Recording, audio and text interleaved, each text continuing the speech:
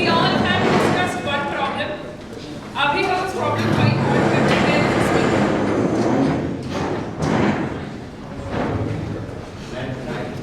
Problems identification तक तो हम कर चुके हैं and rest of the discussion हम एक speaker आ रहे हैं उनके conversation के बाद करेंगे.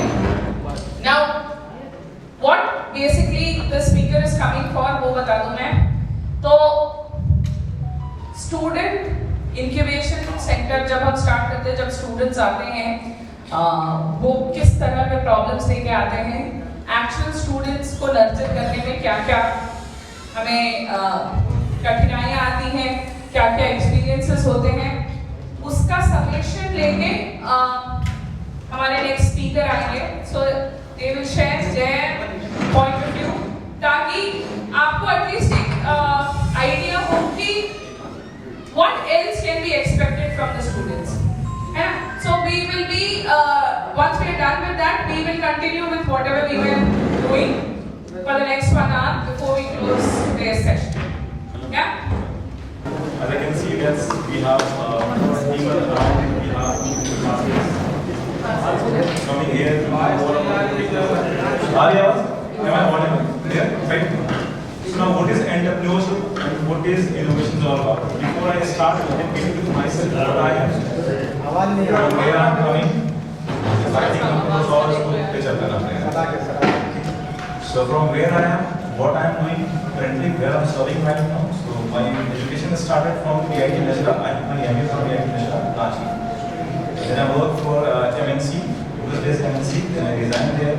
There my university there, and got admission into IIT Nashra for the PhD.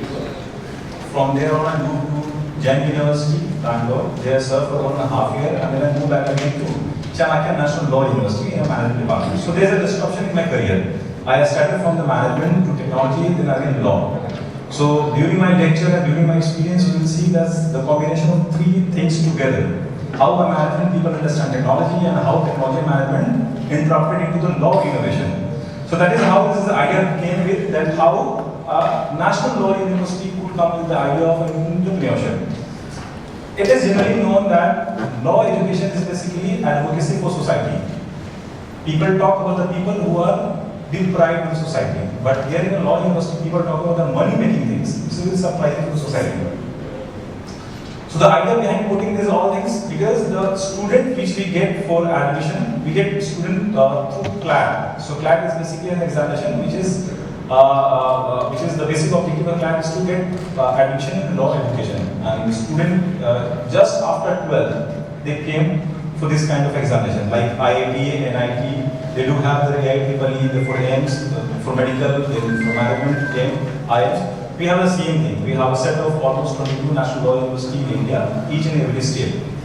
So we are doing the same thing, but the thing is that again there was a challenge how to bring entrepreneurship innovation kind of a dialogue in Chanakya National Law University itself. And we are the first university in India who initiated this idea because it was very challenging.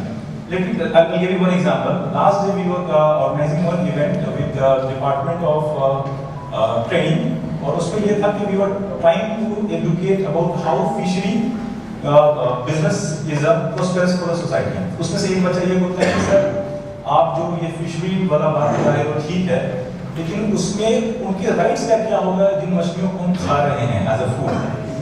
So when you sing the discourse there in National Law University, people don't talk about the rights and their privileges and the acts. क्या उस मछली के बारे में हमको सोचना होगा, because उसके अंदर भी एग्जाम होता है. और उसको अगर मार भी खा रहे हैं as a food we are treating, then again there is a violation of a law. आप किसी को मार नहीं सकते हैं. So how this kind of a dialogue can be placed in Chanakya National Law University. That's a big challenge. तब धीरे धीरे we come down to break down to this ground की नहीं. We need to category analyse कि हमको जीने के लिए क्या चाहिए. And then after that we will think of the society. हमको सोसाइटी को एज अ give back क्या करना, because first we have to take from society and the other part of the life is to give back to the society. That also take to the society. Yes, this is how we do everything.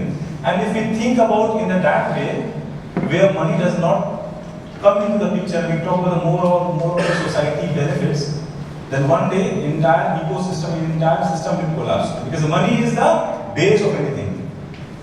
जब तक कहते हैं ना कि पेट भरा होगा तभी तक हम अच्छी सी बात कर सकते हैं। जितना ज्ञान हमारे पास है, जितना संविधान है और जितना हम महान पुरुष बन सकते हैं, पेट भरा होगा तभी होगा ये।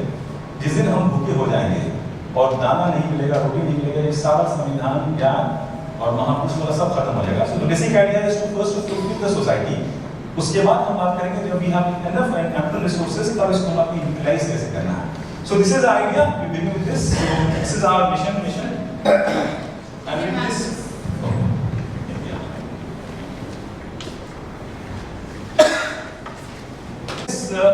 we have started one subject as an entrepreneurship in our college.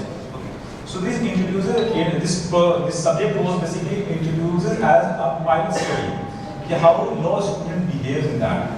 And initially we faced a lot of challenges, like why we should study business management, why I score good rank, I'm 1000 rank scorer.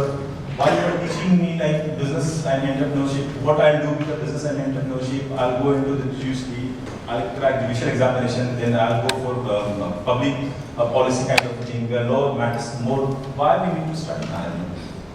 Then the problem again, जैसे आप लोग अभी हैं, आप लोग जब जाइएगा अपने स्कूल सिस्टम में, when you will try to educate them के साथ ये क्यों करें, तो मेजॉरिटी ऑफ द प्रॉब्लम आपको आएगा पेरेंट्स की तरफ से। हमारे साथ ज़्यादा था कि साहब जैसे हमारे यहाँ के बच्चे हैं, majority of people are from high court and supreme court.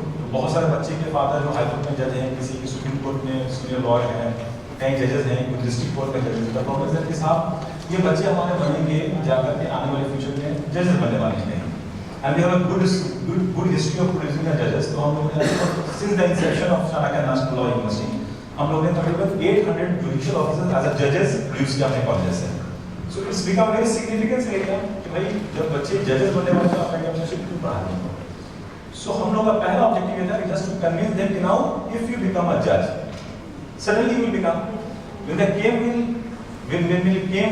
the case will be put before you that a certain startup and certain entrepreneurship has done certain things which is illegal, then how you will understand the balance sheet?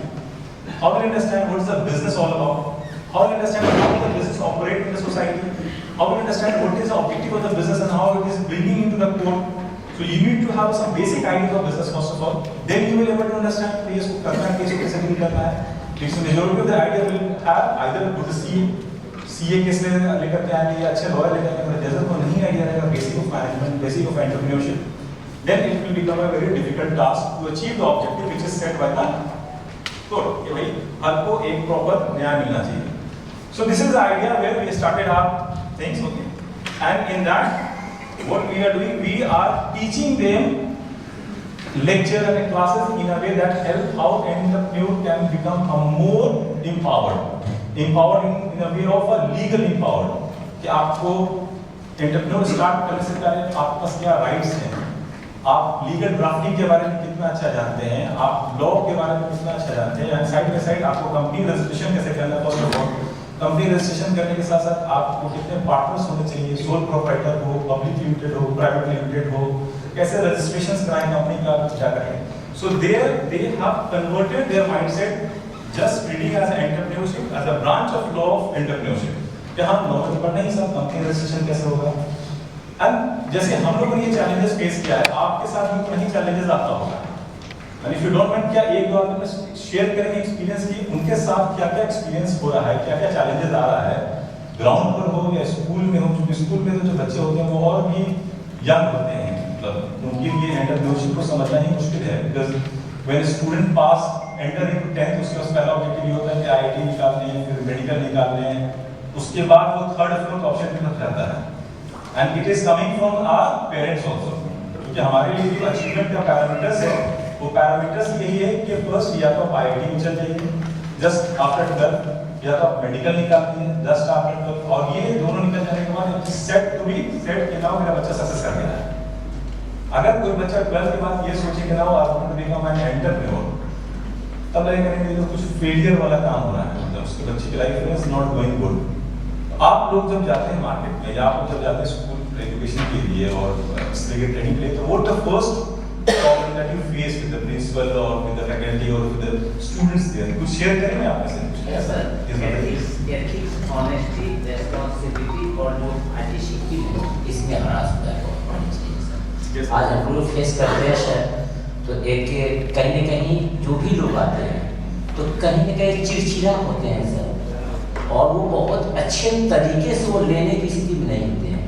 दूसरी चीज़ है sir कि मैंने अब तक हजारों हजार लोगों को ट्रेनिंग दिया इस बिहार से लेकर अपने संस्थान में, लेकिन सर सुनने वाले हमको बहुत कम मिले, चाहे वो हमारे स्टूडेंट्स में हुआ टीचर, सुनने वालों की बहुत कमी हो गई है। और एम्पैथेटिकल लिसनर की जो बात है सर वो तो बहुत अभाव है, फिर बात कैसे कनेक्टिविटी नहीं हो पा रही है। मुझे तो लगता है कि आने वाले समय में ऐसा ना हो कि पैसा दे करके हमें लिसनर लाने होंगे, किसी भी जो सुने वास्तव में सुनना है, ये बहुत बड़ी समस्या है इसकी। Anyone और कोई एक्सपीरियंस शेयर करना चाहते हैं आपके साथ क्या हो रहा है? जैसे आपने बताया ऑब्वियस बात है कि लोग ये सर आपके साथ ही नहीं हमारे साथ भी है। अभी हमारे पास एक आया है प्रपोजल हाई कोर्ट से कि वहाँ के सीनियर जजेस को ट्रेनिंग देना है। So we were discussing last meeting कि भाई सुनता तो कोई नहीं है, कैसे बात कैसे बनेगी?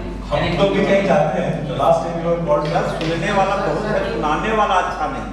अच्छा ये सुनने वाला भी बहुत है, ऐसा नहीं बहुत सुनने वाला। एक्सप्लेन प्लीज थोड़ा और बताइए डिटेल में जैसे सुनने वाला बहुत है, सुनाने वाला ही कम है। हाँ, कि सुनना और सुनाना दोनों ही चीजें बहुत ही इम्पोर्टेंट है। अगर आप इफेक्टिव वे में सुना रहे हैं, जो नहीं सुनने वाला है वो भी थोड़ा बहुत अटेंशन पे करता है। अगर आपका वे ऑफ कम्युनिकेशन या फिर आपके इनोवेटिव तरीके हैं तो जो नहीं सुन रहे हैं वो भी मजबूर हो जाते हैं सुनने के लिए। ये दोनों ही वाला चीजें चाहिए। डायलॉग प्रॉपर नहीं बैठे।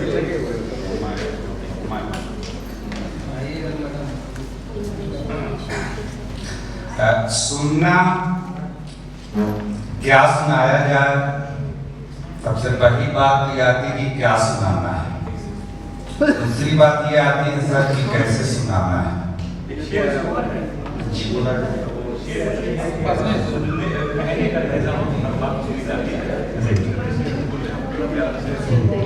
तो पहली बात ये है कि क्या सुनाना है, दूसरी बात है कि कैसे सुनाना। इससे तीसरी बात और ज्यादा जो सुना रहा है सर, वो बात अगर उसके कैरेक्टर, उसके व्यवहार का हिस्सा है तो वो बात सुनी जाती है, और जिसका कैरेक्टर कुछ है, बिहेव कुछ है और बातें कुछ और है, ये बातें नहीं सुनी जाती है। सोसाइटी का वर्तमान ये हाल है कि ढंग के आदमी का अकाल पड़ गया है, ईमानदार आदमी का अकाल पड़ गया है। जो बात कहे उसके व्यवहार का हिस्सा हो, ऐसे लोग को खोजने से अब शायद मिल जाए तो बड़ी बात है। इसीलिए आज की बात भी सुनी जा रही है।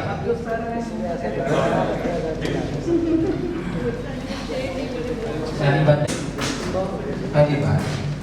दूसरी बात यह कि सुनाने के बाद क्या इम्पैक्ट होगा, क्या वह कहीं यूज में शामिल होंगे, क्या वह डिलीवर कहीं अन्य जाके करेंगे, तभी वो सार्थकता को प्राप्त करता है। अन्यथा की स्थिति में सुनने वाला सुन लेगा और इग्नोर कर देगा। तो इसमें है कि सुनने के बाद उसका कहीं न कहीं इम्प्लीमेंट हो तो मुझे लगता है कि वो ज़्यादा इफेक्टिव होगा, और कहीं इम्प्लीमेंट नहीं होगा तो कोई फायदा नहीं।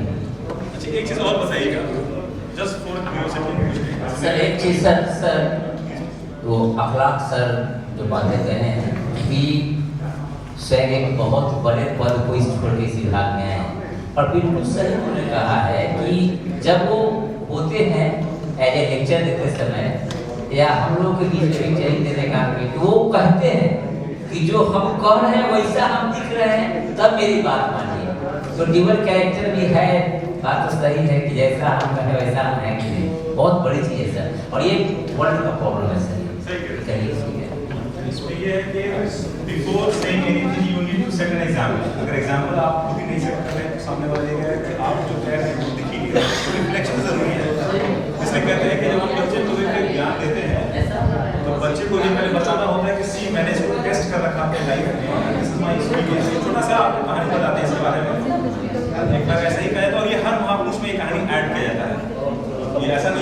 एक महापुरुष को यही हर एक महापुरुष के लिए कहानी ऐसा आया कहता है।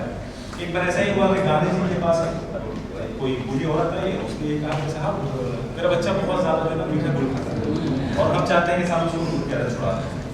गांधी जी बोले कि फिर एक काम करो, तुम 3 दिन बाद आना। ठीक है, 3 दिन बाद कोई बूढ़ी औरत आई, उसके बाद बोली कि ठीक है तो आप एक काम करो, बोले कि हम 3 दिन बाद आने के बाद हम आगे दिन बताइए कैसे छुड़ाना है, क्या खाएगा उसको, क्या उसको छूट जाए। तो उन्होंने बोला कि एक काम करो, मीठा उसके सामने से हटा दो ताकि मीठा कम खाए, उसको सब्स्टिट्यूट धीरे धीरे कर दो। तो बोले इतना ही बात तो पहले दिन बता सकते थे। तो बोले तो देखो गुड़ तो हम भी खाते थे, 3 दिन मैंने छोड़ा है, मैंने खुद पे इम्प्लीमेंट किया है, तब हम बताने बैठे हैं। अगर हम खुद पे इम्प्लीमेंट नहीं करते और हम बताने जाते हैं तो ये होता है बेईमानी होती है। साहब आप तो खुद खा रहे हैं और दूसरे को मना कर रहे हैं। तो दिस इज कि पहले खुद ही करना होगा, ये सही काम लोगों ने पहले खुद ही को इम्प्लीमेंट करना होगा और एज ए रोल मॉडल बनना होगा। क्योंकि कोई भी बच्चा पहला रोल मॉडल उसका फादर होता है, उसके सामने कि मेरे फादर क्या कर रहे हैं, उसके हिसाब से उसका चॉइस ऑफ करियर बनता है। सेकंड रोल मॉडल उसका बन जाता है उसका फैकल्टी, उसका टीचर कि मेरे टीचर कैसे हैं। और आज के ज़माने में अगर हम बात करें, नो डाउट जो हमारे टीचर्स हैं इनको बच्चे जज कर रहे हैं आज के युग में। पहले ऐसा नहीं होता था, हम लोगों ने अपने टीचर को कभी जज नहीं किया, उनके अचीवमेंट्स को लेकर के, उनके सेक्रीफाइसेस को लेकर के। बट आज बच्चे जज करते हैं उनके, और उनका जजमेंट का क्राइटेरिया बस यही होता है कि वेल्थ कितना हमारे टीचर के पास है, जो कि बहुत ही मतलब नेगलिजिबल चीज़ें हैं। अचीवमेंट का पैरामीटर क्योंकि हम घर में अपने बच्चों को ट्रेन कर चुके हैं कि अचीवमेंट का पैरामीटर है आपकी सैलरी, आपका वेल्थ, और बाकी पैरामीटर्स को हम भूल गए बताना। तो और भी बहुत सारे पैरामीटर्स होता है आपके अचीवमेंट का, आपकी खुशी होगा, और बच्चे इसी पैरामीटर्स पर जा रहे हैं। हमारे भी कॉलेज में बच्चे होते हैं जो बच्चे आते हैं, सबसे पहले ये होता है कि अचीवमेंट का मतलब ये है कि अगर हमको 1 करोड़ का पैकेज लग गया तो हम सबसे अचीवेबल आदमी हैं। फैक्ट ये है कि जिंदगी आपको हर समय एक करवट बदलेगी और पैसा आपकी जिंदगी में आज है कल नहीं है। बहुत अच्छे से लोगों को देखा है जो बहुत अच्छे से पोस्ट देखा है। क्या do you mean to say that students judge their teachers on the basis of their wealth? बहुत बार ऐसा देखा गया, बहुत बार। That's not fair. हो सकता है क्या? नहीं, मैंने ये नहीं कहा 100% कर दिया knowledge. नहीं, थोड़ा सा बता देता हूं। I practice teaching from last 20 years. ठीक है ना? देखिए आपके पास सेट ऑफ स्टूडेंट्स हैं, आप किस क्लास को सब पढ़ाते हैं और आप इस स्टूडेंट कैसा है, स्टूडेंट कैटेगरी है। समझिए अगर आप जो स्टूडेंट को पढ़ा रहे हैं और हम जो स्टूडेंट पढ़ा रहे हैं, इन दोनों के बीच में बहुत बड़ा डिफरेंस हमेशा रहेगा कि आपके पास आने वाला क्लास ऑफ स्टूडेंट का सोशल डायनामिक्स डिफरेंट होगा, मेरे पास आने वाले स्टूडेंट का सोशल डायनामिक्स डिफरेंट होगा। जेएनयू में पढ़ने वाले बच्चों का सोशल डायनामिक्स डिफरेंट होता है, आईआईटी में पढ़ने वाले बच्चों का सोशल डायनामिक्स डिफरेंट होता है। हम क्लास क्लासिफिकेशन नहीं, हम ये कह रहे हैं कि आज के बच्चे कर रहे हैं। You cannot say like this because everybody here is highly knowledgeable. They are. हो सकता है क्या It is a statement which is अब एक छोटा सा एग्जांपल बताते हैं आपको, छोटा सा example. When you are saying something, put it into the preface. हम प्रीवियस बता रहे हैं क्यों ऐसा कह रहे हैं। मेरी फैकल्टी थी, छोटा सा example. At every stage, they are mesmerized by the knowledge of their teachers. ठीक है, वो भी ठीक है। They are just become mad if the teacher is having the knowledge. How they will know that what sir आप social media पे हैं, social media पे हैं आप? बिल्कुल हूँ। आप सोशल मीडिया पे जब क्लासरूम के बच्चे मीम्स बनाते हैं, आपने कभी देखा है मीम्स अपने टीचर्स का? प्रैक्टिकल देखिए उसको, फिर देखेंगे बच्चे क्या सोच रहे हैं। ये दूसरा बच्चा है जिसको आप सिर्फ क्लासरूम से बाहर देखिएगा नहीं पर तो बच्चे दिखेंगे दे आर वेरी डायनेमिक। वो हर एक चीज़ को देख रहे हैं बहुत गौर से। वो ये नहीं देख रहे हैं टीचर आ रहे हैं मेरे क्लासरूम में, वो ये देख रहे हैं कि ये मेरा रोल मॉडल है, क्या कर रहा है। हम लोग इस क्लासरूम में है, हमारे पास बच्चों का रील्स आ जाता है कि साहब फैकल्टी क्लास ले रहा है, बच्चे पीछे से रील बना रहे हैं, नीचे एप्लीकेशन डाल दिया है, अब उस फैकल्टी का जो भी डिमेरिट है उसको नीचे लिख दिया। यही बात बता रहे हैं, यही बात बता रहे हैं कि ऐसे अब इन सारे केसेस में ये सब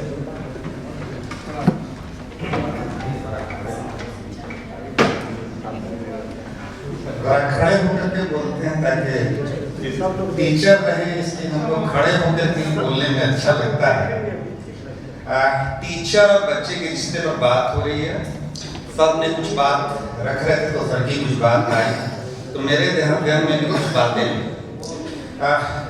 जो शिक्षक होता है सर और जो उसका शिष्य होता है, गुरु और शिष्य, एक बात वो है जो क्लास में पढ़ाई जा रही है और आदमी ये समझता है कि शिक्षक जो है वो छात्र को पढ़ा रहा है, वास्तविकता ये होती है कि शिक्षक छात्र के द्वारा पढ़ा जाता है।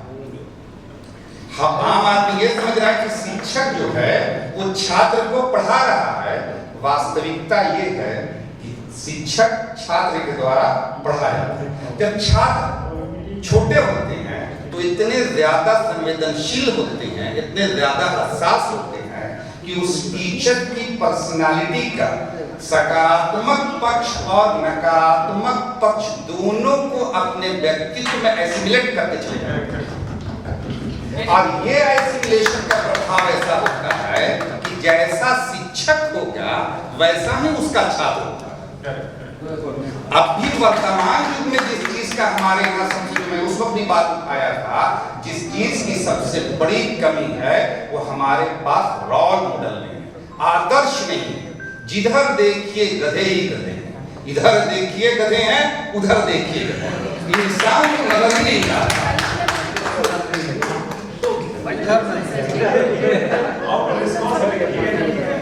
ये क्लासरूम का है, ये अब क्वेश्चन ये है कि चूंकि एंटरप्रेन्योरशिप की बात हो रही है, हम लोग आपसे पॉलिटिकल डिस्कशन से वापस आंसू हुए। अब जब बात में एंटरप्रेन्योरशिप देने की बात हो रही है, किस तरीके से बच्चों को मोटिवेट करना, पहला क्वेश्चन ये होता है। क्योंकि स्टूडेंट की बात कर लिए पूछते हैं कि सर आपके पास कोई एक्सपीरियंस है इसको शेयर करने के लिए। अगर हम कोई एक्सपीरियंस शेयर कर रहे हैं तो अगर वो वैलिड एक्सपीरियंस नहीं रहेगा, अगर वो सिर्फ कहानी बना के हम पेश कर देंगे तो 5 साल के बाद बच्चे को सब पता चल जाएगा कितना कहानी था मेरे सामने। It has to be come through a real experience. अब रियल एक्सपीरियंस कैसे आएगा? या तो हम टीचर खुद इस तरीके के वेंचर्स में डर जाए, या इंस्टीट्यूशन सपोर्ट मिले जहाँ हम इंक्यूबेशन सेंटर स्टार्ट करें, या कोई ऐसा सब्जेक्ट लॉन्च करें क्लासरूम में जहाँ एंटरप्रेन्योरशिप पढ़ाया जाए, टीचर्स भी उसको इम्प्लीमेंट करें अपने लाइफ में और डिटेल में समझे। क्योंकि एंटरप्रेन्योरशिप ये नहीं है कि सिर्फ आपको बिजनेस ही करना है। Entrepreneurship is a decision making वे, आप कितना रिस्क ले रहे हैं अपने लाइफ में, उसको कैसे आप बिजनेस के थ्रू ले रहे हैं या पर्सनल लाइफ में ले रहे हैं। जैसे आप अगर एक प्रॉपर्टी ले रहे हैं तो प्रॉपर्टी लेना भी एक फाइनेंशियल डिसीजन है और आप पूरा रिस्क लेते हैं उस प्रॉपर्टी में, जैसे आप अपनी पूरी जगह पूंजी लगा देते हैं। तो ये जो डिसीजन मेकिंग रिस्क है, जो डिसीजन मेकिंग स्टाइल है, जो स्किल्स है, ये टीचर्स भी इतना ही इंप्लीमेंट करा बच्चों के सामने और डे टू डे लाइफ में ये बताएं कि देखो साहब आज हम ऑफिस से घर जा रहे हैं, हमारे पास 4 ऑप्शन है जाने का, road number 1, road number 2, road number 3, road number 4। Out of और 4 ऑप्शंस हम एक को चूज कर रहे हैं। क्या लॉजिक है मेरे को जाने का? टाइम बच रहा है, शॉर्ट डिस्टेंस है, या कुछ और भी रीजन आपको बताएं कि देखो 4 में से एक डिसीजन हम ले रहे हैं, लॉजिक ये है। तो जब उसको रैशनैलिटी समझ में आएगा, किसी भी काम करेगा तब वो ज्यादा अवेयर रहेगा कि हम कर क्यों रहे हैं।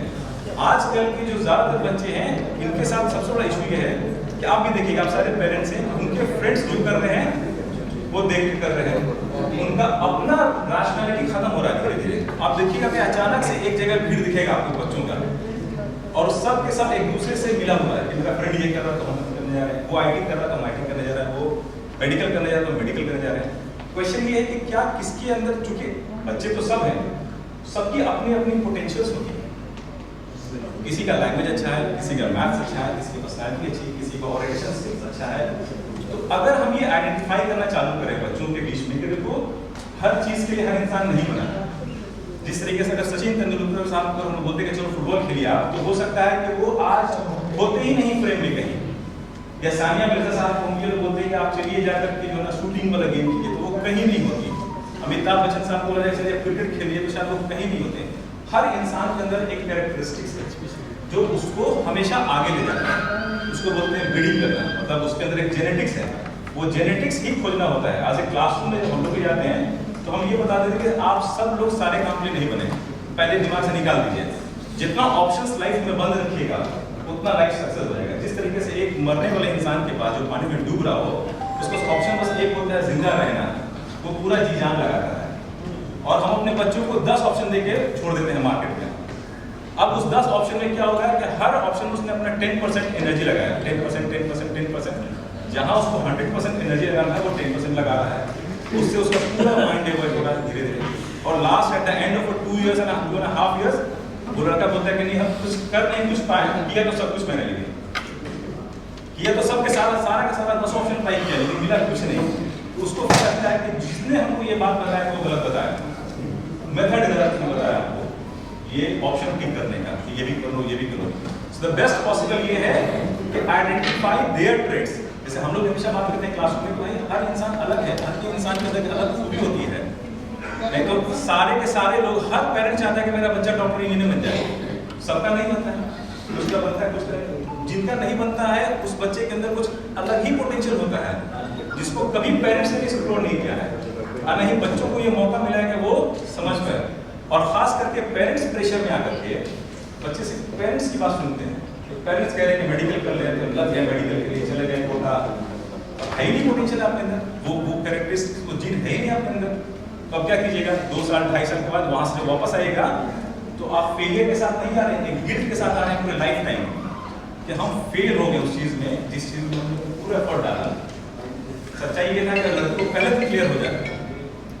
हम क्लासरूम में नहीं बोलते कि सारे बच्चे एंटरप्रेन्योर बने, अब बोलते जिसके अंदर जेनेटिक्स है वही बनिए।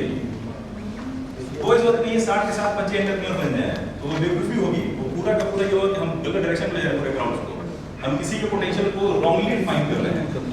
आप में से 5 ही लड़के बनेंगे एंटरप्रेन्योरशिप, लेकिन वो 5 ऐसे बनेंगे जो करोड़ों का प्रॉपर्टी बनाएंगे, करोड़ों का CSR फंड देंगे, टाटा अंबानी जैसे लोग बनेंगे। तो वो निकालना होगा, जेनेटिक्स आपको पकड़ना होगा। इसलिए देखिएगा हर क्लासरूम में लड़कियों का अलग वाइब्स होता है चीज़ों को पकड़ने का। कुछ बहुत जल्दी चीज़ों को समझ जाते हैं, जैसे हमारे यहाँ बच्चे आते हैं, so we have some orientation session, जिसमें हम बच्चों को पहले आइडेंटिफाई करते हैं कि इनके अंदर में क्या सेट ऑफ स्किल्स है जिसको हम ज़्यादा पॉलिश करेंगे। तो कुछ लड़के ऐसे होते हैं जो कि बहुत ज़्यादा अच्छा बोलते हैं, उनके अंदर बोलने का बहुत अच्छा स्किल्स होता है, लैंग्वेज बहुत अच्छी होती है। कुछ लड़कों के अंदर एनालिटिकल रीजनिंग अच्छा होता है, लॉजिकल थिंकिंग बहुत अच्छा करते हैं, बोलते नहीं अच्छा लॉजिकल। अब इसमें आप देखिएगा जो लड़के मैथ्स में हैं उनकी इंग्लिश खराब हो गई हमेशा, वो थोड़ा सा रहेंगे उसमें वीक रहेंगे, लेकिन जिसकी इंग्लिश अच्छी है उसका मैथ्स थोड़ा सा ढीला रहेगा, उसको थोड़ा स्ट्रगल करना पड़ता है मैथ्स में। तो जो हमको पता है कि भैया left and right, right and left दोनों डिफरेंट है, तो हम क्यों लेफ्ट को राइट में घुसे और राइट को लेफ्ट में घुसे। अगर हम राइट वाले को राइट ट्रीटमेंट दें और लेफ्ट वाले को लेफ्ट ट्रीटमेंट दें, तो मे भी पॉसिबल कि शायद वो ज़्यादा बढ़िया कर पाए लाइफ में। और हमको पूरा यकीन है कि जब हम गवर्नमेंट जॉब के लिए प्रिपरेशन करते हैं तो बेसिक मोटिवेशन होता है सिक्योरिटी ऑफ जॉब, और 15 साल के बाद ये रियलाइजेशन चालू हो जाता है कि हमने सिर्फ दाल रोटी ही बनाया और मेरे बच्चे को फिर से 0 से स्टार्ट करना होगा। जिस दिन हम रिटायर करेंगे तो ऐसा तो नहीं कि मेरा जॉब मेरे बच्चे को मिल जाएगा, मेरा बच्चा फिर से 0 से स्टार्ट करेगा। या तो वो जाए फिर से बने भाई साहब एक जॉब के लिए तैयारी करे, BPSC UPSC जुडिशियल एग्जाम दे और 0 से स्टार्ट करे। दूसरी चीज में हम किस कंडीशंस में अपने जॉब को बच्चों को ट्रांसफर कर सकते हैं, वो कौन सा कंडीशन है, वो कौन सा कंडीशन है जिसमें हम अपना सारा एसेट अपने बच्चे को दे सकते हैं। कोई ऐसा एम्पायर खड़ा कर दें जिसमें मेरा बच्चा आराम से उस चीज को टेक ओवर कर ले। तो है बिजनेस, आपने बिजनेस किया, बिजनेस बढ़ा, 200-300 करोड़ का हुआ, आप बोले कि ना रिटायरमेंट का स्टेज तो है नहीं, लेकिन अपने बच्चे को आप टेक ओवर कर सकते हैं। लेकिन कभी भी हम एज ए गवर्नमेंट एम्प्लॉय अपने बच्चे को नहीं लगा सकते यहाँ से हम रिटायर कर रहे हैं। So all the circle will be start from zero all the time. और वही जो 2 दाल रोटी हम बना रहे हैं, मेरा बच्चा वही दाल रोटी बनाएगा फिर बाद में जाकर के। उसका ज़्यादा ऑप्शंस नहीं रखा लाइफ में कि हम इससे ज़्यादा कुछ सोच पाएं। सोचने के लिए सिर्फ यही 4 ऑप्शन रहेगा कि जीना, जिंदगी रहना और सेफ रहना। उसके ऊपर जब सोच नहीं डेवलप करेंगे तो फिर कैसे हम आगे बात करेंगे। सर एक बात मैं सिर्फ जोड़ना चाहूँगा, आप चीज़ों को कैसे देखते हैं? अगर हमारी उम्र 50 साल हो चुकी है तो हमारे पास बैंक बैलेंस कितना हुआ, जमीन के टुकड़े कितने हुए, कितने अपार्टमेंट। एक पक्ष ये, दूसरा पक्ष इस बात का ये है, अगर हमारी उम्र बढ़ रही है, क्या हमारे ज्ञान में वृद्धि हुई, क्या मेरे संस्कार और परिशुद्ध हुए, क्या मेरा व्यवहार और बेहतर हुआ, क्या मेरा चरित्र और उत्तम हुआ, क्या मेरे दोस्तों की संख्या बढ़ी, क्या मेरे दुश्मनों की संख्या कम हुई। शायद ये पक्ष जो है इस पूरे सिस्टम से या पूरी गुफ्तगू से ये उड़ गया है, सिर्फ ये पैसे, सिर्फ ये दौलत, शायद यही पर घूम घाम करके हम लोग आगे चले जा रहे हैं। इंसानियत का पहलू, मानवता का पहलू ये गुफ्तगू में है ही नहीं। आप बात सही कह रहे हैं, लेकिन ये स्टेज तब आया हमारे लाइफ में जब हम फिट रहेंगे, जब हमारे पास एक सिक्योर इनकम रहे, कुछ वेल्थ हो जाए, तब इसके ऊपर हम सोचते हैं कि अब अपने व्यक्तित्व का काम करें, हमारे दोस्त अच्छे हों, हमारे जाने के बाद इतनी नई बातें लोगों में हम समाज को कुछ दे पाए। लेकिन जब हम समाज को देने के पोजीशन पर नहीं है, जब हम ही खुद फुलफिल नहीं है, तो हमेशा हम अपने ऊपर ही बात करेंगे। हमको रोटी मिले, हमको मकान मिले, हमको सैलरी मिल जाए, टाइम से मेडिकल से कंप्लीट हो जाए, तो बेसिक नीड पूरा करना ही पहले जिम्मेदारी है। कहते हैं ना, अगर आपने मैस्लो हायरार्की मूवी देखा होगा या आपको बताया गया होगा, तो मैस्लो हायरार्की में पहला नीड यही कि रोटी कपड़ा मकान, पहले उन चीजों को आप कर लीजिए कंप्लीट, उसके बाद अब आगे बात सोचिएगा समाज में। तो समाज में उन्हीं का योगदान ज्यादा होता है जब जो इनसे ऊपर रहते हैं हमेशा। जैसे अब मेरे पास रोटी नहीं हो पा रहा है 3 टाइम का, तो हम दूसरे टाइम पर किसी टाइम स्ट्रगल कर रहे हैं कि भाई तीसरे टाइम की रोटी कैसे जुगाड़ करें, तो कभी हम सोच ही नहीं पाएंगे समाज में कंट्रीब्यूट करे जाकर किसी लेवल पे, क्योंकि दोपहर को शाम की रोटी की तलब है, शाम की रोटी खाएंगे। तो बेसिक आइडिया यही कहता है कि हम जब एंटरप्रेन्योरशिप की बात करते हैं, वही बात सही है सर, मतलब अगर लाइफ स्पैन की बात करें तो हमने क्या किया समाज में, अदर देन द मॉनिटरिंग जो बात करेंगे, पैसे के अलावा हमने क्या दिया, वो भी वन ऑफ द एस्पेक्ट है जो कि सोचना पड़ेगा। आदमी को धीरे धीरे बाय द टाइम उसको भी रियलाइज करना पड़ेगा कि खुशियां सिर्फ पैसे ही नहीं, और भी बहुत सारी चीजें होती है। आपके समाज में उठने बैठना कैसा है, आपसे लोगों को कितना फायदा हो रहा है, लोग आपसे कितना खुश हैं, आप कितना पॉजिटिव चेंज आ रहे हैं समाज में, समाज ने जो आपको दिया आपने समाज को कितना गिव बैक किया वापस ले जाकर के एज के बाद। इनिशियली तो कोई कर ही नहीं पाता, करियर के 5 साल में तो हम लोग कर ही नहीं पाते हैं, लेकिन दोस्त वगैरह 40 और 45 उनको लगता है कि अब हम समाज में अपने इंटेलेक्चुअल को दे सकते हैं एक ऐसा ज्ञान जो एक्सपीरियंस के बेसिस पे आया है। अब हम अपने यंग जनरेशन को बता सकते हैं कि देखो हमने ये चीज एक्सपीरियंस की है, तुम एक्सपीरियंस करोगे, तुमको टाइम लगेगा, हम तुमको पहले बता दें। ये जो सेशन होता है, ये सेशन इसलिए होता है ना कि कुछ एक्सपीरियंस लोग आए हैं, जिनको किसी पर्टिकुलर एरिया में एक्सपीरियंस है, तो एक्सपीरियंस को शेयर करते हैं ताकि आप पहले ही पता लग जाए कि ये चीजें होने वाली हैं। और ज्यादा कुछ नहीं, ये पूरा प्रोसेस ही सही है। आइए इसको दिखाते हैं what we have done so far.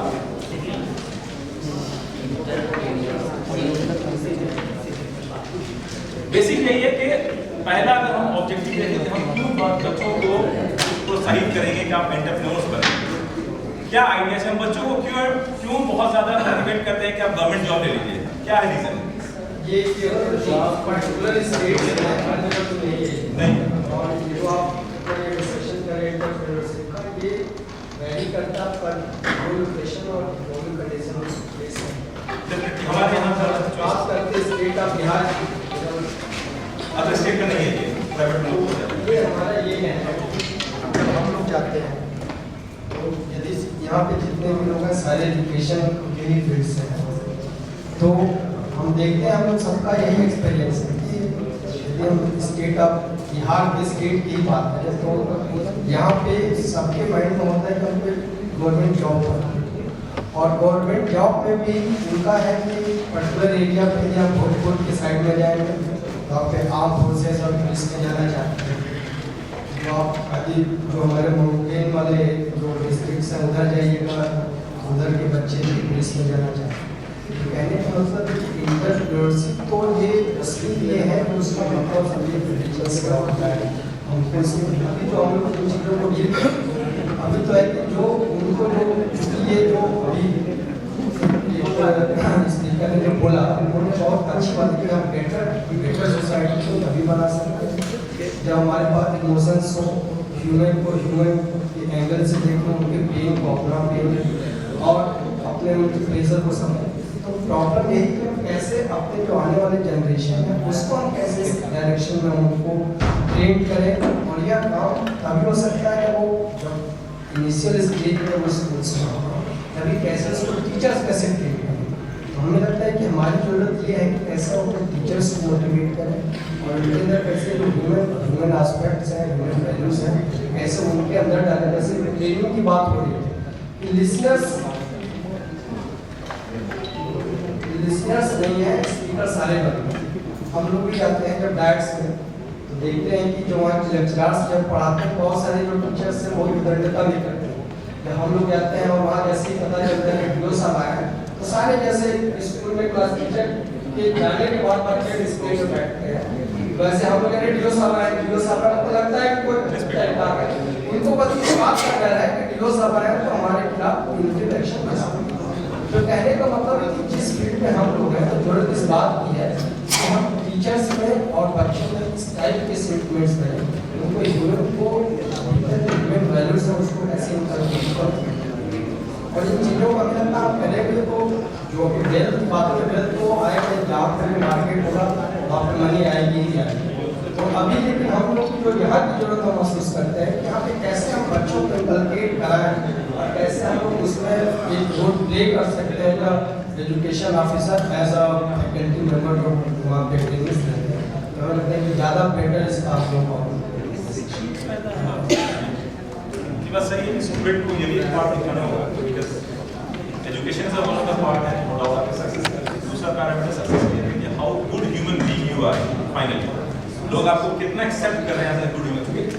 No doubt आज मैं कल जो लड़का एजुकेशन ले रहा है उसको सोर्स ऑफ इनकम मिल ही जाएगा, किसी को कम मिलेगा, किसी को ज़्यादा मिलेगा, लेकिन फाइनल डे में क्या होगा कि आपका फुटप्रिंट कैसा रहा समाज में, ये एक डिस्कशन का पार्ट हमेशा रहता है कि आप अच्छे कर्म कीजिए, लोगों से अच्छा रहिए और अच्छा, और ये सारी चीजें एक दिन में आती नहीं है, it's come from the recent stage.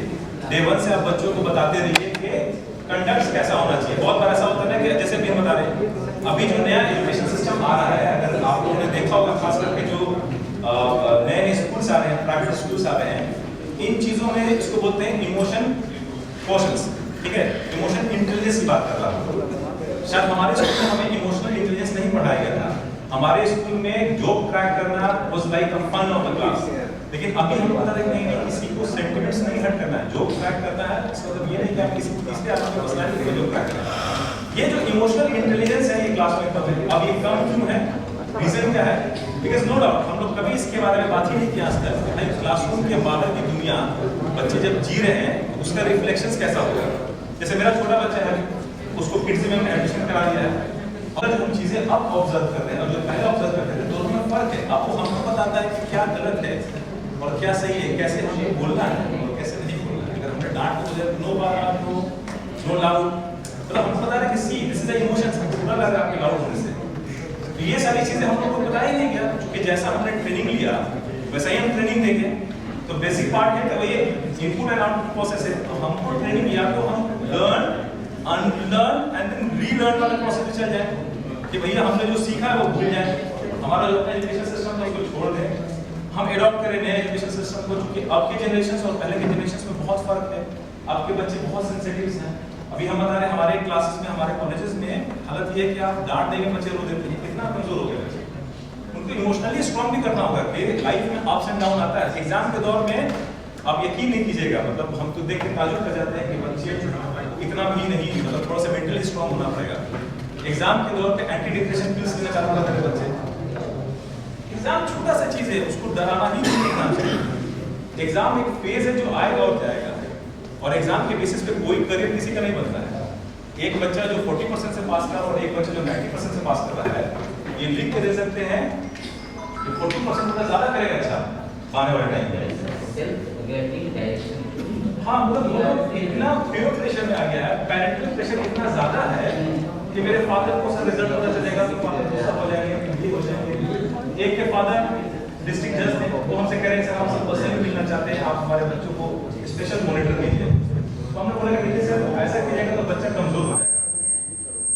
ये एक युद्ध है, जिंदगी एक युद्ध है, उसको अकेले लड़ने दीजिए। हम लोग का काम उसको सिर्फ सामने से बताना सही होगा, उसके लाइफ में हम इंटरफेयर करेंगे कि मेरा इंप्रेशन इतना ज्यादा होगा कि फिर वो हमको कॉपी करेगा, फिर वो अपनी पर्सनालिटी भूल जाएगा। हम उसे बता रहे हैं तुम गलत कर रहे हो, करेक्ट कर दो, और एक दो बार वो जब धोखा लगेगा, जब उसको झटका लगेगा तो वो सीख जाएगा चीजों को सही करने का। बोलते हैं बच्चे गिरते हैं, उठते हैं, फिर सीखते हैं चलना। तो ज्यादा इंटरफेरेंस की जरूरत नहीं है, सिर्फ आपको साइड से देखते रहना। जी sir please please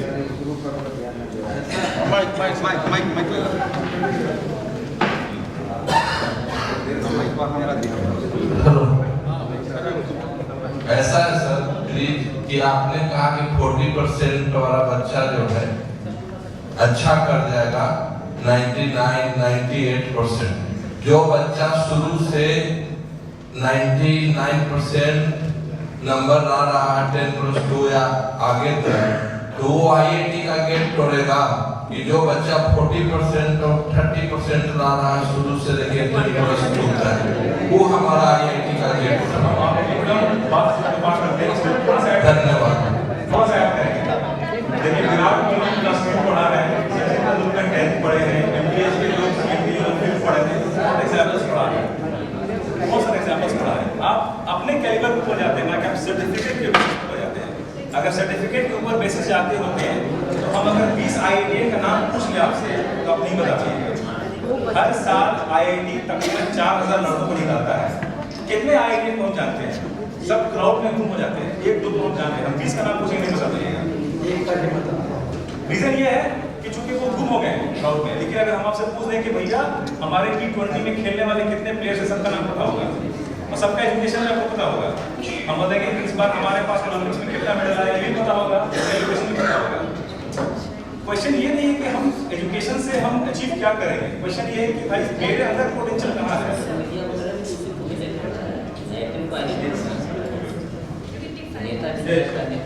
So this is all about कि एजुकेशन के साथ साथ हमको इमोशनल इंटेलिजेंस में लेके चलना है कि बच्चों को ये भी पता चले कि इमोशनली उसको कैसे हैंडल करना। लास्ट में finally at the end of the day उसको अपने इमोशंस के साथ ही रहना है।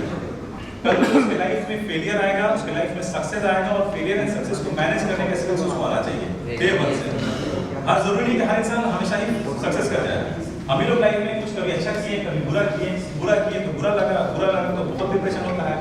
अच्छा किए तो जरूरी अच्छा नहीं कि हर रोज अच्छा करेंगे, फिर बुरा होगा हमारे साथ, कुछ गलत कर बैठेंगे हम लोग। तो ये इमोशनल वाला पार्ट जो है हर बार आपको आप अगर टीचर है और प्राइमरी स्कूल के टीचर है, इट्स वेरी इंपॉर्टेंट कि आप उनको बताते रहिए कि लाइफ में सक्सेस का पैरामीटर बस एक है, तुम कितने खुश हो। सामने वाला तुम्हारा जजमेंट ना करे और सामने वाला कभी कोई इनपुट दे उतना इंपॉर्टेंट नहीं है। इंपॉर्टेंट ये कि भैया आप अपने से खुश हैं, आपके पेरेंट्स आपको प्रॉपर गाइड दे रहे हैं, आपके पेरेंट्स को दिख रहा है कब से डायरेक्शन है, दैट इज फिक्स। उसके अलावा तीसरा क्या कर रहा है, क्योंकि कहते हैं ना कि बात होगी तो 1000 बात कही जाएगी, लोग तो 1000 बात कहेंगे। इसमें छोटा सा कहानी बताते हैं आपको, इसी तरह से बात निकलेगी तो दूर तलक जाएगी। इसी में एक कहानी है कि एक आदमी और एक औरत अपने दोनों के घोड़े पे एक साथ जा रहे हैं, ठीक है। तो दोनों चार उससे बगल से एक आदमी क्रॉस किया और बोला कह रही है देखो कैसा इंसान है, एक जो जानवर पतला दुबला उसमें से दो आदमी 150 किलो का जानवर का जान लेगा क्या है। तो आदमी को बुरा लगा तो बोला कि काम करते हैं एज अ मेल मेंबर हम कर जाते हैं, वाइफ को बैठा देते हैं, भाई बैठेंगे हम चलेंगे नीचे। फिर एक आदमी आया बोला कैसी औरत है, जालिम औरत है, पति को चलने दे रही है अपने बैठी हुई है। तो पति बोला कि बात नहीं, इसे आगे बुरा लगा तो पति बोले कि काम करते हैं हम भी उतर जाते हैं दोनों साथ। तीसरा आदमी आया, तीसरा ने देखा बोला कैसा बेवकूफ आदमी है, घोड़ा है वो भी पैदल चल रहा है। तो आप समझ रहे हैं आपके पास कोई ऑप्शन नहीं है, लोग आपको हमेशा किसी न किसी बात को क्रिटिसाइज करते ही रहेंगे। इस केस में यही है कि उसको या तो बैठने में लोगों को तकलीफ था, जब वो उतर गया घोड़े से नीचे तब भी लोगों को तकलीफ है। तो हर इंसान का अपना पर्सपेक्टिव होता है किसी चीज को देखने का, और आपके पेरेंट ही आपके बेस्ट वे है जो आपको बता पाएंगे कि सही है गलत, क्योंकि वो निस्वार्थ देखते हैं चीजों को, वो सारा आपने पूंजी लगाते आपके पीछे ये मेरा बच्चा सक्सेस करता है। तो विद दिस हम इसको रैप अप कर देते हैं। ये है हमारे बच्चों का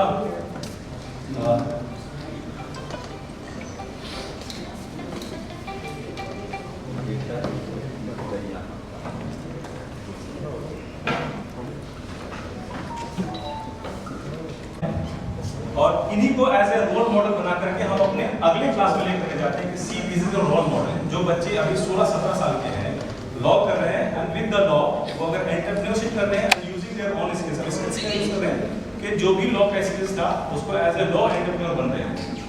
वो लॉयर नहीं बन करके अब ऐसे बिजनेसमैन बन रहे हैं जो कि बैंक्स को हेल्प कर रहे हैं, ड्राफ्टिंग में, लीगल राइटिंग में लोगों को हेल्प कर रहे हैं, कैसे आप एफआईआर लिखाइएगा, कैसे पिटीशन लिखाइएगा। So this is a way they have achieved their success. और यही हमारे अभी फिलहाल इस कॉलेज के रोल मॉडल हैं जिनको 10 लाख रुपए सीट फंड मिला है from department of industry government of Bihar.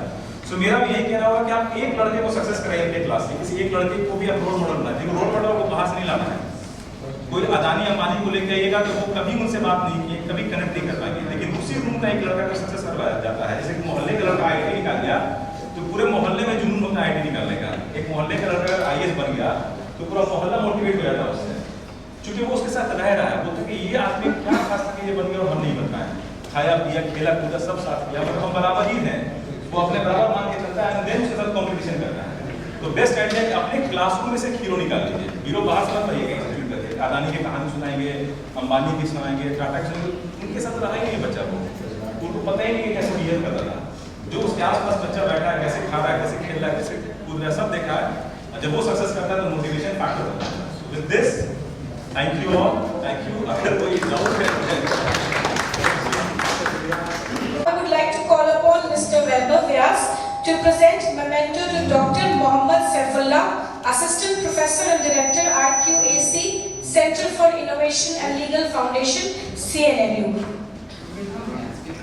So, sorry, Mr. Weber Vyas, so kindly please present memento to sir as a token of our love and appreciation.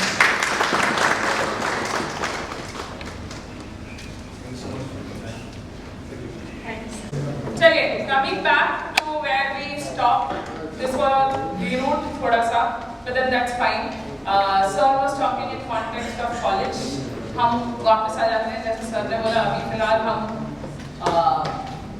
School level पे देखते हैं, बोलने वाले बहुत हैं. That is something which we all agree. बोलने वाले बहुत हैं, सुनने वाले बहुत कम हैं, and that actually happens a lot. हम सब वहीं जाते हैं जहाँ से हमने छोड़ा था. हम सब ने एक प्रॉब्लम आइडेंटिफाई किया है एज अ टीम, है ना? सबको याद है? वापस चलते हैं वहाँ पे.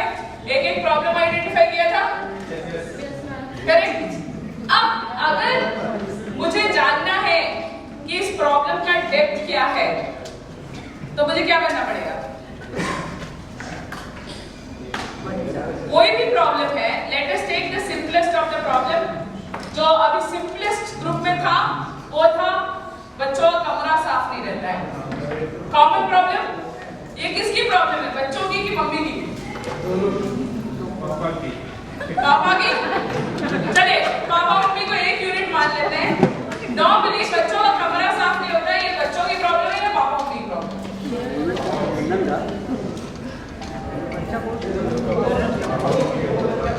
किसकी प्रॉब्लम है? बोथ. अच्छा, बोथ पापा मम्मी की. सर बोथ क्यों? हमने अपने बच्चों को क्या से सिखाया?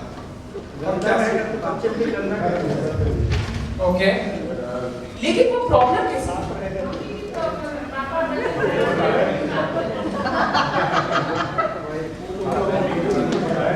पापा मम्मी की प्रॉब्लम है, उन्होंने बताया नहीं. मम्मी की प्रॉब्लम है, पापा को कोई मतलब ही नहीं है. वो तो साथ में फैलाते हैं. आदत की प्रॉब्लम. लेकिन प्रॉब्लम किसका पेन पॉइंट है, किसका प्रॉब्लम हम सॉल्व? अगर बच्चा रूम साफ रखने लगेगा, हमने किसकी प्रॉब्लम सॉल्व करी है? बच्चों की. हमने बच्चों की प्रॉब्लम सॉल्व करी है कि माँ मम्मी की प्रॉब्लम सॉल्व करी है? क्योंकि वो आगे भी उसकी हैबिट काम आएगी, उसे भी आदत बतानी है.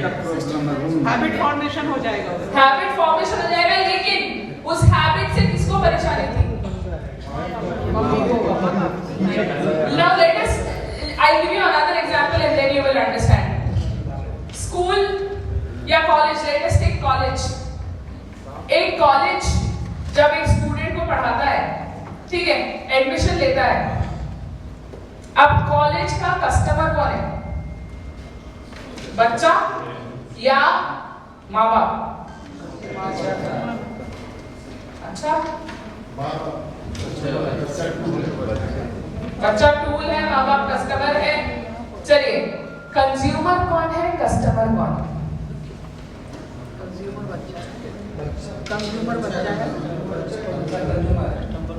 कंज्यूमर बच्चा है, कस्टमर माँ बाप है. जब हम ये let us take an example of Kinder Joy. Kinder Joy का ऐड आता है मोस्टली किस चैनल पे आता है? Cartoon Network. कार्टून नेटवर्क पे. हॉर्लिक्स का ऐड आता है किस चैनल पे आता है? सब पे आता है. मेजरली किस टाइम पे हॉर्लिक्स का ऐड बहुत देखेंगे आप? सीरियल में नहीं, जब स्कूल से बच्चा आ जाता है उसके बाद वाले वाले. जब स्कूल से बच्चा आ जाता है उसके बाद वाले में. ओके, और बताइए. प्राइम टाइम पे जब बिग बॉस चल रहा होता है तब भी आएगा. कौन सा बच्चा बिग बॉस देख रहा है? हाँ. क्यों? हॉर्लिक्स तो बच्चा भी देख रहा है, एंड बिग बॉस के टाइम पे को देते हैं. खरीदते मम्मी पापा हैं, क्योंकि पेरेंट्स सभी लोग देखते हैं ज्यादा देखने वाले. क्योंकि खरीदने वाला तो पेरेंट है. मेरा कस्टमर कौन हुआ? पेरेंट.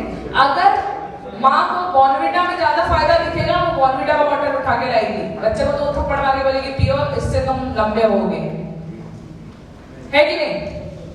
मोस्टली अगर मम्मी को लगता है कि कॉम्प्लान में ज्यादा बेनिफिट है तो घर में कॉम्प्लान ही आएगा, उसी टाइम पे कॉम्प्लान का चॉकलेट फ्लेवर आएगा। क्यों? तुमको चॉकलेट पसंद है ना, इसलिए चॉकलेट फ्लेवर लाए हैं, चॉकलेट फ्लेवर पियो चुपचाप, लेकिन कॉम्प्लान नहीं पियोगे। The very beautiful concept between customer and consumer. अगर मैं कॉलेज चला रही हूँ तो मैं बच्चों के बेनिफिट के बारे में सोचूंगी या पेरेंट्स के पॉइंट ऑफ व्यू के बारे में सोचूंगी? बच्चों के बेनिफिट, कॉलेज का बेनिफिट नहीं, कॉलेज का तो बेनिफिट कब होगा? अगर मैं बच्चों के बेनिफिट के बारे में सोचूंगी या कॉलेज के बेनिफिट के बारे में सोचूंगी? बच्चों के बेनिफिट के बारे में। और बच्चों का बेनिफिट क्या मांगता है? बच्चे क्या मांग रहे हैं? बच्चे क्वालिटी मांग रहे हैं? बच्चे क्या मांग रहे हैं? जो बच्चा 12 घनिष्ठ तरीके से पढ़ के रगड़ा मार के 12 लिख के निकला है, वो कॉलेज से क्या उम्मीद रखता है?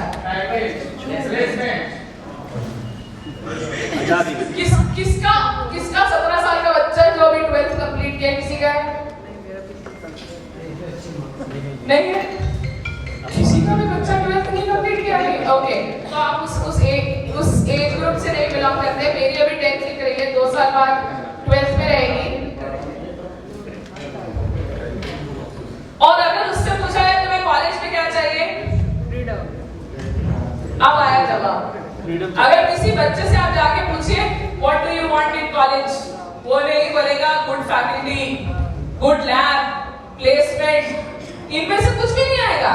वो बोलेगा वो कॉलेज चाहिए जहां मुझे जीन्स पहनने जाना अलाउड हो, जहां मैं 9 बजे के बदले 11 बजे पहुंचूं तो कोई मुझसे सवाल ना पूछे, जहां मुझे 5 बजे तक बिठा के नहीं रखे, जहां मैं कभी भी क्लास बंक कर सकूं, जहां पे बहुत सारे कॉलेज फेस्ट हो, कल्चरल्स हो, पढ़ाई का नामो निशान नहीं होगा।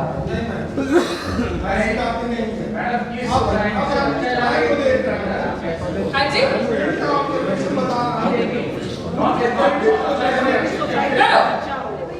even for that matter, wait, I'll tell you. Why am I telling you this is because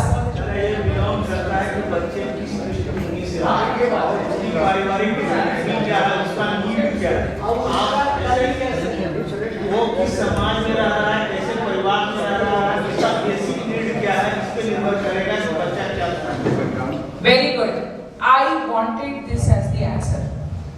And thank you so much, chocolate, chocolate and chocolate. मैं chocolate अभी देती हूँ because for the want of time मैं पार कर रही हूँ। This is exactly what I wanted. और ये चीज आप क्यों बोल पा रहे हैं? आपको कैसे लगा? हमने फेस किया है। आपने फेस किया, आपने अपने बच्चों से सुना है, करेक्ट? आपने अपने बच्चों के वाइब्स देखे हैं, बच्चा आपसे आके बोल रहा है कि नहीं? जो अभी सर ने आके बात बोली and sir was very much not okay with that कि एक बच्चा अपने प्रोफेसर, अपने लेक्चरर, अपने टीचर को उसके इनकम से, उसकी आय से नापता है। That is completely not right. मैं अगर आय और इनकम से नाप रहे होते तो आधे से ज्यादा बच्चे टीचर के साथ क्लास अटेंड ही नहीं कर रहे होते। ये हमें पता है, क्यों? क्योंकि हमने उन्हें सुना है। The first step of design thinking, empathy. और empathy सिर्फ तभी बन सकती है जब जिनको वो प्रॉब्लम है हम उनकी प्रॉब्लम सुनते हैं और समझते हैं, कुछ अनकही कहानी भी समझते हैं। When we are able to identify the blind spots. बच्चा बोल कुछ रहा है लेकिन वो मांग कुछ और रहा है। हम उस एम्पैथी, उस चीज को समझ पाएंगे, मतलब हम एम्पैथाइज कर पाएंगे। कोई भी प्रोडक्ट आज मार्केट में आए, इस क्लिकर को ले लीजिए ना, ये एक बहुत बड़ी प्रॉब्लम सॉल्व कर रहा है कि मैं बार-बार लैपटॉप के पास नहीं जा रही हूँ बटन को प्रेस करने में। जितनी बार मैं पीछे टर्न करके लैपटॉप तक जाऊंगी, मेरा कनेक्ट आपसे ब्रेक होगा। सामने वाले ने मेरी ये पेन पॉइंट को समझा और तभी ये प्रोडक्ट आविष्कार कर पाया है।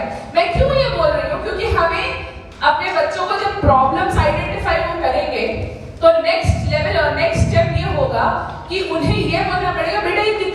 प्रॉब्लम है? कितने लोगों की? ये सिर्फ तुम्हारी प्रॉब्लम है कि इस प्रॉब्लम को तुमने और 4 लोग और 50 लोगों में देखा? तुम्हारी गली में और कितने लोगों के पास ये प्रॉब्लम है? और इसको वो कैसे पता कर पाएगा? सवाल करके, इंटरव्यूज लेके, है ना, जाके 4 लोगों से बातें करके, and that is when he will be able to empathise. जब वो एम्पैथाइज कर रहा हो तो पहली चीज जो हमें उसको बतानी है कि आपने जजमेंटल नहीं होना है। क्या रे, इस अंकल के पास ये प्रॉब्लम होगी नहीं, मैं इस घर ना जाऊं क्योंकि इनके पास प्रॉब्लम नहीं होगी। No judgements. सबसे जाके पूछो, सर आपको ये प्रॉब्लम है कि नहीं? कोई जजमेंट मत रखो, कोई सेल्फ रिस्पेक्ट भी उसको कभी कभी गंवाना पड़ता है। जब आप 4 लोगों से सवाल पूछिएगा, जब हम सर्वे करते हैं तो 50 सवाल पूछेगा, 40 लोग आपको धुतकार के बोल देंगे मैं नहीं दूंगा जवाब। उसे ऑप्टिमिस्टिक रहना होगा और जब सवाल करें तो रिस्पेक्टफुली करें। ये चीजें हमें बच्चों को जाके पूछ लिया हो, बस ये बोल के छोड़ दिया वो आएगा सर 4 घर घुसे थे, चारों घर से धुतकार के भगा दिया, उसके बाद हम नहीं गए। हमें उसे सिखाना पड़ेगा कि आपको क्यूरियोसिटी रखनी है, but at the same time respectfully optimistically पूछ के आना है कि सर आपके पास भी ये दिक्कत है क्या? क्योंकि अगर एक आदमी की प्रॉब्लम सॉल्व होगी तो वो जुगाड़ होगा, लेकिन अगर 50 आदमियों की प्रॉब्लम सॉल्व हो रही है तो वो इनोवेशन की तरफ जा रहा है।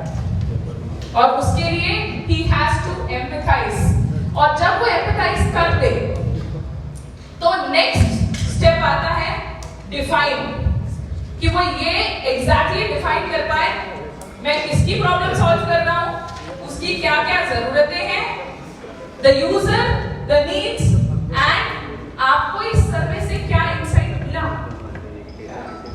The next level is define. तो जब मैं ये एम्पैथाइज करके डिफाइन कर लेता हूं कि मैं किसकी प्रॉब्लम सॉल्व कर रहा हूं, क्या मेरे प्रोडक्ट की जरूरत है, जो प्रोडक्ट मैं बनाने वाला हूं वो किस तरीके से सामने वाले की जिंदगी बेहतर कर पाएगा, उसके बाद के 3 स्टेप उसे बहुत जल्दी करने होते हैं। He has to ideate, make the prototype as soon as possible. मैं हमेशा ये बोलती हूँ कि जो प्रोटोटाइप होता है वो कभी भी एक्चुअल प्रोडक्ट नहीं होना चाहिए, बस वो काम लायक बन गया, उसे टेस्ट करिए। अगर मैं किसी के लिए कोई चश्मा बना रही हूँ तो मैं चश्मा बिल्कुल परफेक्ट बना के बेचूंगी तो सिर्फ बेचूंगी, लेकिन उस चश्मे को परफेक्ट बनाने में बहुत से स्टेप्स इन्वॉल्व होते हैं। अगर मैं ये let us take the example of this clicker, जो पहला क्लिकर का मॉडल आया वो बिल्कुल ऐसा नहीं आया था।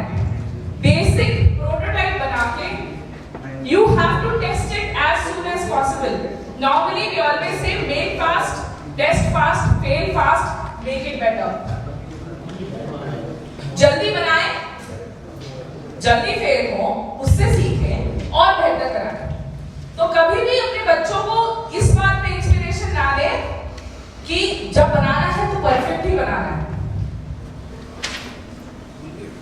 मेरा one of my students is there, वो बहुत अच्छे से बात करता है।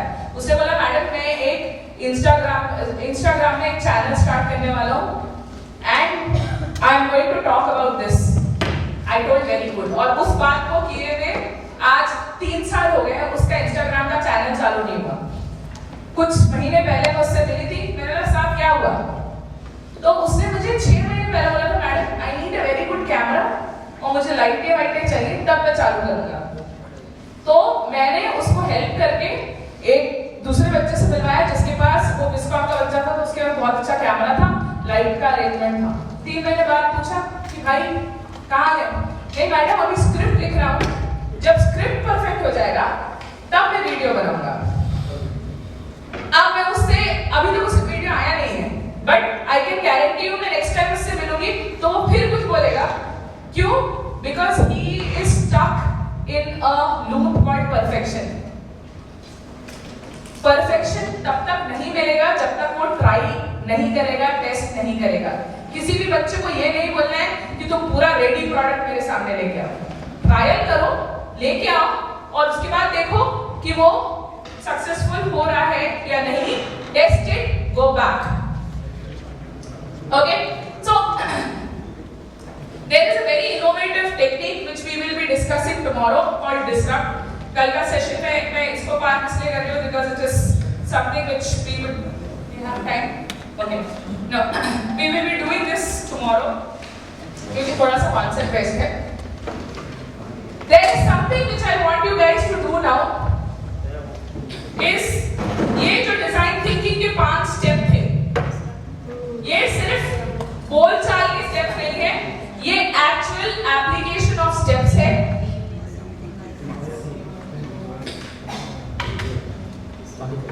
सो अब आपके पास एक केस स्टडीज आएंगी जो आप एज अ टीम डिस्कस करेंगे, ठीक है. एंड आप अपने आप से ये चंद सवाल पूछेंगे. आपके पास सक्सेसफुल कंपनीज की केस स्टडीज दी जाएंगी और आपके पास A4 साइज शीट्स दिए जाएंगे और स्टिकी नोट्स दिए जाएंगे. आपको क्या करना है as a team is discuss करना है और फाइंड आउट करना है कि कौन उस कंपनी के यूजर्स हैं, उन्होंने क्या एम्पैथाइज किया, कैसे फाइंड आउट किया कि यूजर्स के क्या प्रॉब्लम थे, उसके बाद उन्होंने उनका एक्चुअल प्रॉब्लम क्या था जो उन्होंने सॉल्व करने की कोशिश करी. उसके बाद you will go back answering question की क्या आइडिया निकाला उन्होंने और कौन कौन से प्रोटोटाइप उन्होंने टेस्ट करे बना के और आज करेंटली उनका क्या प्रोटोटाइप है. ठीक है, 3 डिफरेंट केस स्टडीज हैं जो मैं 10 टीमों में बांटूंगी. You can read through it and as a team work करिए. 7 लोग हैं पर टीम में, तो एक इंसान को एक शीट दे दीजिए, एक क्वेश्चन, तो 2 लोग पढ़ सकते हैं, रीड आउट कर सकते हैं, फाइंड आउट कर सकते हैं. बाकी एक इंसान उसको पेस्ट करके अपना प्रेजेंटेशन रेडी करेगा. कल first thing we will do is start with this presentation.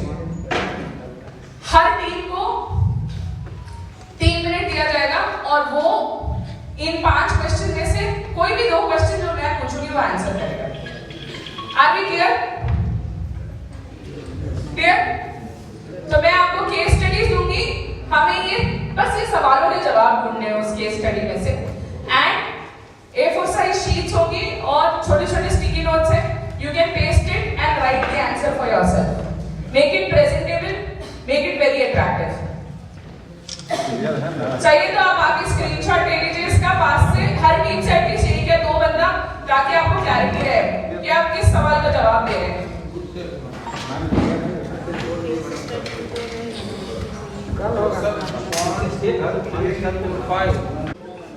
Presentation करते हैं काम आज का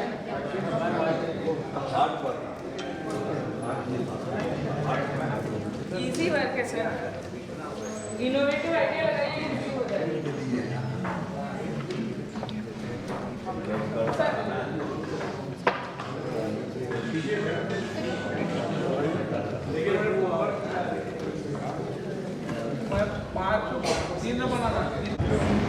पांचों क्वेश्चन आंसर करिए.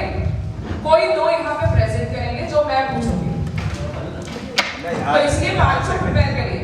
सबको एक दे दीजिए, इंडिकेट करिए this is yours, this is yours. Sir, there are only 5 questions, there are 7 members. समझ गए हमको ना. ओके,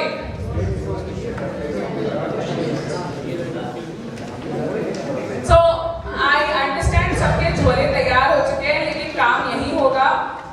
उसके बाद आप यहाँ से जाएंगे, आप 15 मिनट में डिस्कशन करके स्टिकी नोट्स चिपका के फटाफट काम खत्म करिए and you can leave. So please start your discussion. The presentation is tomorrow, but you will have no time for tomorrow. Tomorrow is highly jam-packed.